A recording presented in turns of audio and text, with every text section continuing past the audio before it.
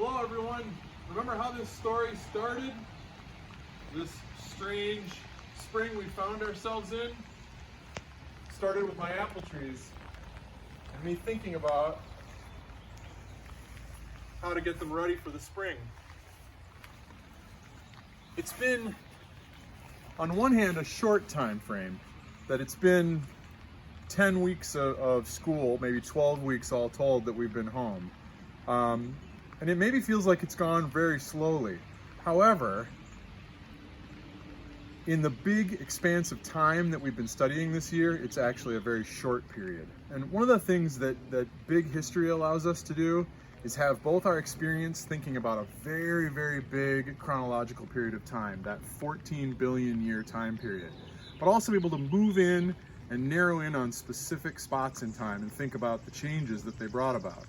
And maybe these how-to videos I've been doing have something in common with the big history model of thinking about the universe. I'd like to just summarize for you quickly what I hope you take from this as you go forward. Threshold 1 is that 14 billion years ago moment when the universe blew wide open. And there's some sunlight coming through right now from Threshold 2, our very own star. Threshold 3, of course, is the creation of all of the elements and then the compounds that resulted from that make up all of us and all of these living things. Threshold 4 is all of those planets and planetary systems, but especially our Earth and all the Earth processes that made things possible. Even the biosphere that was created around this Earth that made life possible. 5, that's life, that's us. That's these apple trees. That's the creatures all around us.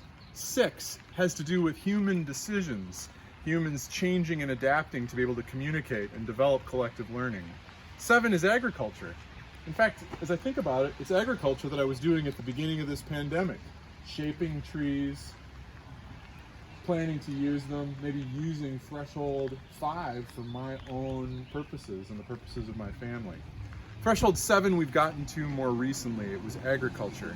And I think when we switched to studying eras, we've very much been studying agriculture and the empires that came from that. And then the whole story jumps forward to 200 years ago when the modern revolution began and all the factory production that went along with that. The rope that I used here, the ladder I climbed on, the coat that I'm wearing, all produced in factories, all part of that revolution that's still part of the very fabric of what we're a part of right now.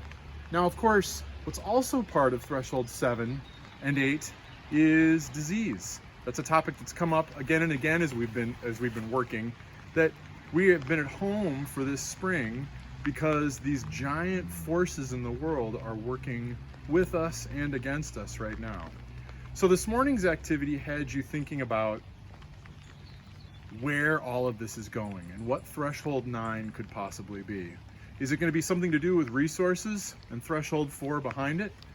Is it going to be something to do with life and Threshold 5, as well as the way human beings have changed our world in terms of climate change or renewable resources? Is it some other issue that we haven't even come up with yet? The biggest piece in all of this is that after learning this long, long story that you're a part of, the people who have the potential solutions are you. And as all of you go out in the world, I hope that what you're doing is taking these thresholds and this ability to zoom in and to zoom out as tools for thinking about what kind of world you want to live in and what kind of world you want to create. Maybe that was a long way of blending the how-tos into big history, but I hope it's a lesson that you can take with you. Chin up.